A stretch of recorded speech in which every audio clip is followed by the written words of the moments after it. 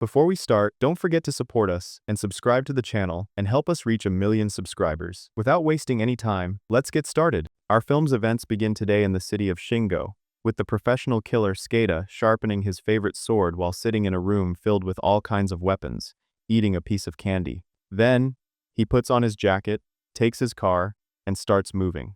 Meanwhile, we cut to the Yakuza gang Kunojumi, where we see their leader sitting and eating while one of his men, Kaneko, speaks to him.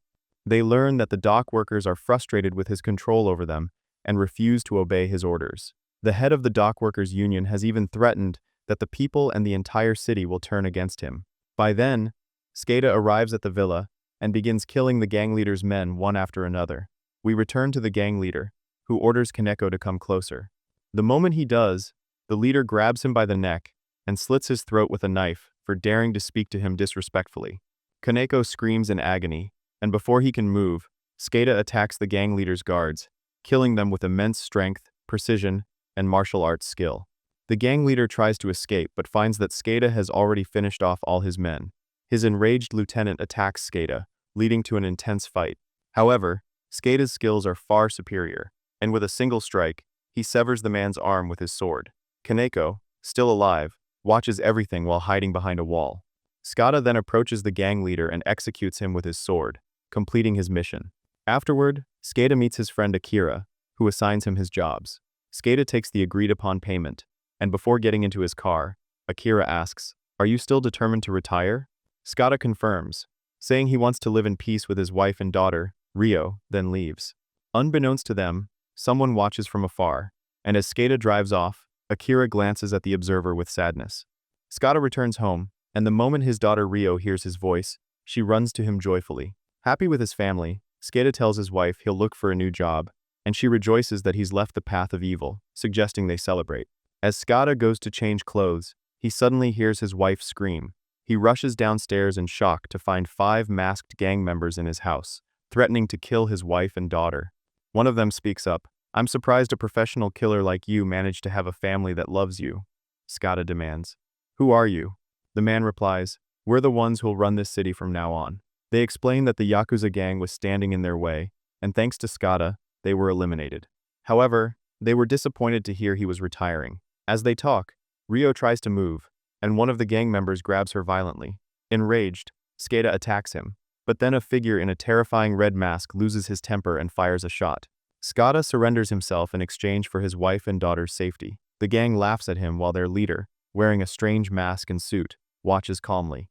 Suddenly, Rio attacks the man beating her father, begging him to stop. Her mother rushes to protect her, pleading for her daughter's life. The man in the wolf mask, furious, shoots Rio point blank in the head, killing her instantly. Skada loses his mind, frozen in shock, and begs Rio to run, but before she can, their leader shoots her too. Skada stares in horror at his wife and daughter, lying dead in pools of blood. The man in the red mask grabs him, and their leader says, "I've heard there's a demon in Shingo City that possesses someone every 50 years, driving them to kill in brutal, insane ways. That's why we must protect the city from this demon." At that moment, Skada vows to kill them all one day, and make them regret what they've done. The man in the red mask snaps and shoots him. Later, the media reports on the murders of Skada, his wife, and daughter. We learn that their neighbors heard gunshots and called the police.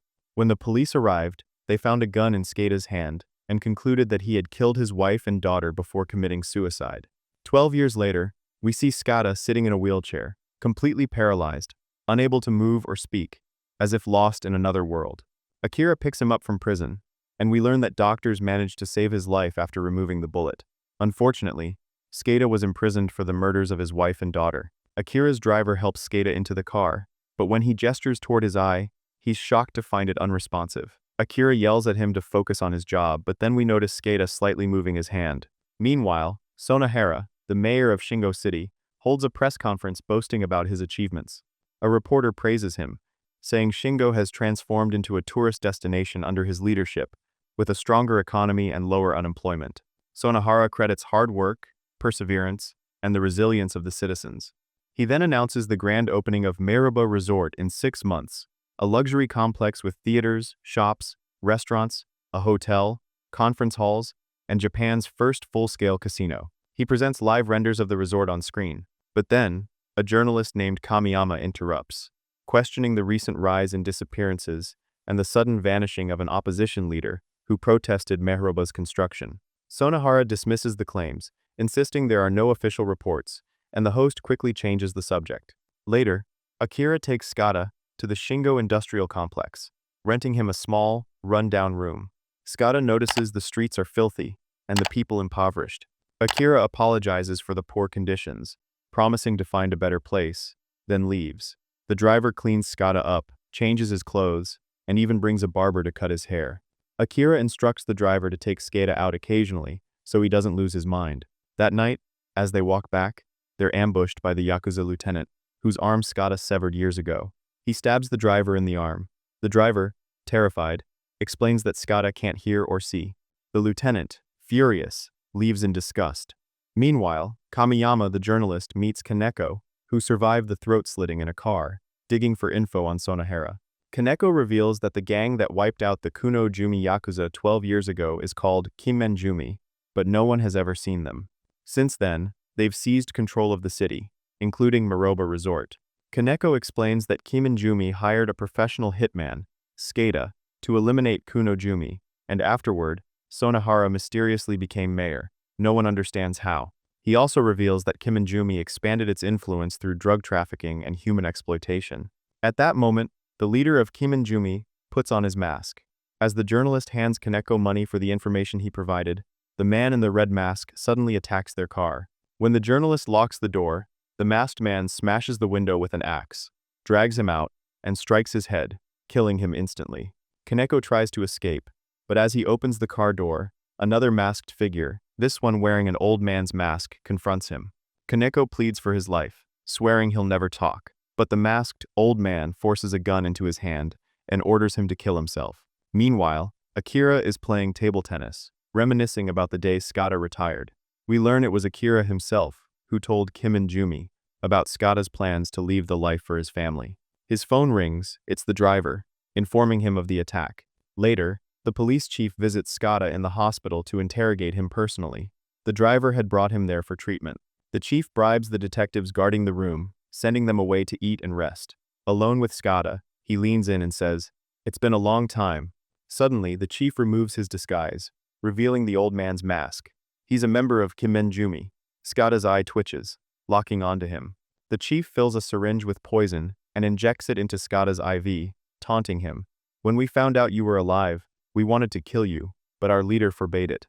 As the chief pulls out his phone to film Skada's death, Skada stands behind him, weakened but fueled by rage. He attacks, choking the chief with the IV cord, but the chief fights back, striking him repeatedly. The detectives rush in, assuming Skada is having another violent episode.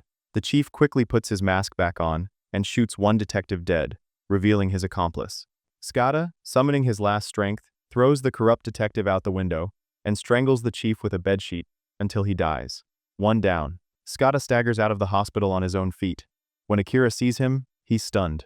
Skada spots a plate of his favorite sweets, takes a piece, and eats it, flashing back to memories of his daughter Rio. Suddenly, his paralysis vanishes. He walks normally, as if he was never crippled. The professional killer, Skada, is back. The driver panics. Akira orders him to drive fast. Cut to a waste processing plant, actually a drug factory. Dozens of kidnapped girls are forced to pack narcotics. The factory owner, another masked member of Kimen-Jumi, calls his ally the Wolf-Masked Man, who traffics girls for exploitation. His hobby is assaulting them. When the owner learns Skada killed the police chief, he sends a message: "Execute Akira. Bring me his body." The red-masked man reports to their leader, who laughs, unsheathing his sword. "We have a demon to slaughter," he says, dancing eerily by firelight. Skada visualizes each mask as targets. Akira arrives at the factory, delivering Skada's body in a bag. The owner, watching through cameras, rejoices until Skada bursts out, slaughtering guards one by one. Realizing Akira betrayed him, the owner orders a guard to kill Akira. The guard shoots the driver and fires wildly at Akira, who, wounded in the stomach, shoots back, barely staying alive to help Skada. Meanwhile, Skada tears through the factory's army, fighting with inhuman precision. No fatigue, no mercy. The factory owner rushed down from his office and detonated explosives in the courtyard the moment he stepped outside, intending to kill Skada in the blast. Their leader saw the explosion and called the factory owner, downplaying his losses and assuring him he'd be compensated. As they spoke, the factory owner saw Skada emerge unscathed from the flames. Before he could shoot, Akira rammed him with his car, confessing to Skada that he was the one who had revealed his retirement plans, the reason his wife and daughter were killed. The factory owner then shot Skada point-blank in the head, strung him up, and began beating him for information about their leader's whereabouts. But the factory owner told him it was useless. He'd sworn an oath of silence. Their leader called to thank the factory owner for keeping quiet, then revealed to Skada that if he kept killing their members, the city's people would starve since they controlled all the money and food supplies. He then dropped the bombshell. Skada's daughter was still alive and attending high school. This was how Skada discovered their leader was none other than Mayor Sonohara himself. Shocked to learn his daughter was alive, Skada killed the factory owner and left. The next day, we see Ryo, now raised by the wolf-masked man who claimed her as his own daughter. Sonohara called him, ordering him to find Skada immediately. We notice the wolf-masked man had created a photo wall documenting Ryo's life. As Ryo left for school where she practiced archery, Skada visited an old man named Yoshi, a former associate of the police chief. Yoshi showed Skada all the photos and videos he'd collected, exposing the chief and his gang, revealing that the head of Shingo's security company was next on their list. The following day, Skada attacked the security chief's home, killing all the guards until he reached the penthouse. There he was, shocked to find the photo wall of Ryo growing up, and realized this man had stolen and raised his daughter. He stood frozen, calling out to Ryo, who of course remembered him only as a criminal. When the man claiming to be her father appeared, Skada attacked him. During their fight, when the man shouted, "Get away from me," Skada suddenly remembered the moment his wife died and realized this was the wolf-masked killer who murdered her. Ryo intervened to save her father, shooting Skada in the chest with an arrow, allowing the wolf-masked man to throw him out the window. The red-masked man then arrived and kidnapped Ryo. Yoshi found Skada and took him to a deserted location to remove the arrow. When Sonohara reviewed the security footage and recognized Yoshi as the police chief's former assistant, he called to tell Skada his daughter was with them, demanding he come to the resort if he wanted her to stay alive. We find the wolf-masked man standing and crying as he smells Ryo's clothes, revealing he truly loved her. Despite his injuries, Skada decides to go after him. The wolf-masked man puts on his mask, while Skada returns to his armory room, takes his car, puts on his jacket, and heads to the resort. When Skada's empty car arrives at the resort first, Sonohara's men approach it only to be shocked at finding it vacant. Meanwhile, Skada is already engaged in combat with Sonohara's men, slaughtering them in large numbers. Security cameras capture the wolf-masked man preparing his weapon to finish Ryo off. After a prolonged battle between Skada and Sonohara's forces, the wolf-masked man finally appears and engages Skada in an intense duel. Skada is provoked when the wolf-masked man confesses his love for Ryo. Enraged, Skada attacks with his favorite sword, relentlessly striking until he stabs the wolf-masked man in the eye with a white weapon and slashes his stomach, leaving him for dead. Skada then storms into Sonohara's office. When he sees Ryo, he reveals he's her real father and tries to make her remember him. Suddenly, the red-masked man appears and stabs Skada in the stomach with a weapon, knocking him to the ground before taking them both to Sonohara. Sonohara draws his sword to kill Ryo, but Skada desperately pleads for her life and tells her to run. At that moment, Yoshi arrives and guns down Sonohara's men. Ryo seizes the opportunity to escape, recalling her mother's death and finally accepting Skada as her true father. Despite his wounds, Skada rises and attacks the red-masked man with incredible strength and martial arts skill. After a fierce battle, Skada overpowers him, stabbing him through the stomach with his sword.